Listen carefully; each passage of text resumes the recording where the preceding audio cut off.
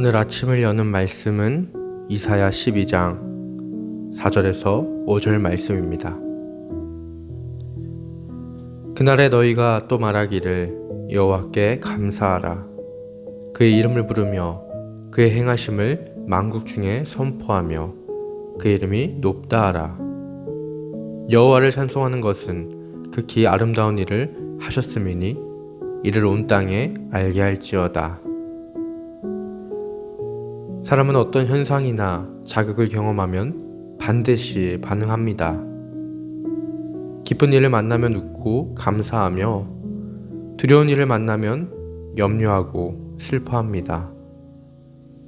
그래서 우리는 한 사람의 반응을 보며 그가 어떤 일을 겪었는지 짐작할 수 있습니다. 그렇다면 오늘 이사야 12장에서 반복해서 등장하는 그날, 곧 하나님의 구원의 날을 경험한 사람은 어떤 반응을 보이게 될까요? 오늘 말씀은 두 가지 반응을 보여줍니다. 먼저 감사입니다. 4절은 이렇게 말합니다. 여호와께 감사하라. 그의 이름을 부르며. 구원을 경험한 사람의 첫 번째 반응은 감사입니다. 왜냐하면 구원은 나와 상관없는 먼 이야기가 아니라 하나님께서 나를 위해 행하신 은혜이기 때문입니다. 죄와 두려움 가운데 있던 우리를 하나님께서 건지시고 하나님을 바라보게 하셨습니다. 그러므로 구원을 아는 사람은 감사할 수밖에 없습니다. 하지만 오늘 말씀은 감사에서 멈추지 않습니다. 이어서 이렇게 말하는데요. 그의 행하심을 만국 중에 선포하며 그의 이름이 높다 하라. 구원을 경험한 사람의 두 번째 반응은 선포입니다. 은혜를 받은 사람은 그 은혜를 혼자 간직하지 않습니다. 정말 좋은 것을 경험하면 자연스럽게 누군가에게 말하고 싶어집니다.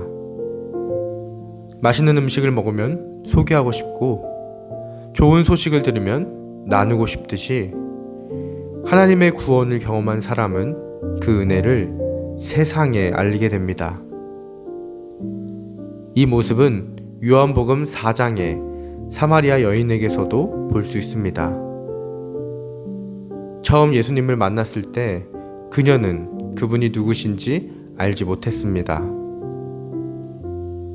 그러나 예수님과 대화하는 가운데 그분이 자신을 아시고 자신의 목마름을 채우시는 그리스도이심을 깨닫게 되었습니다.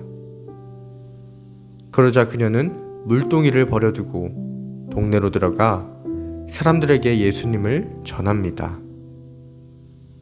왜 그렇게 했을까요?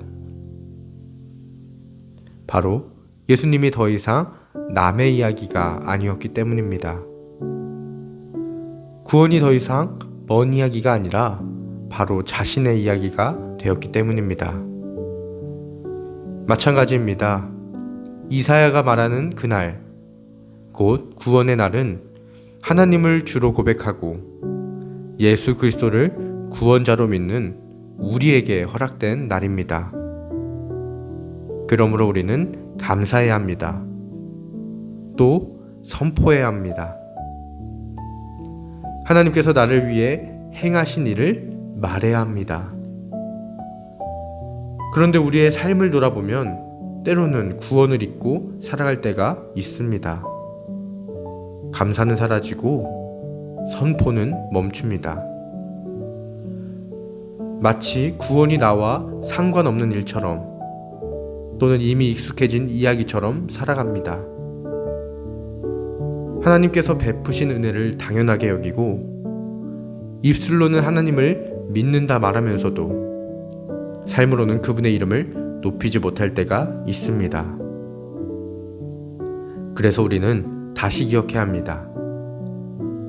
하나님께서 우리에게 행하신 일을 기억해야 합니다. 그리고 나를 구원하신 은혜를 되새겨야 합니다. 그 은혜가 다시 우리의 감사가 되고 우리의 선포가 되어야 합니다. 5절은 말합니다. 여호와를 찬송할 것은 극히 아름다운 일을 하셨음이니 이를 온 땅에 알게 할지어다.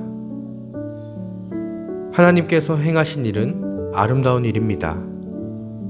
우리의 죄를 용서하시고 절망 가운데 있던 우리를 다시 살리시며 예수 그리스도 안에서 구원의 길을 열어주신 일보다 더 아름다운 일은 없습니다.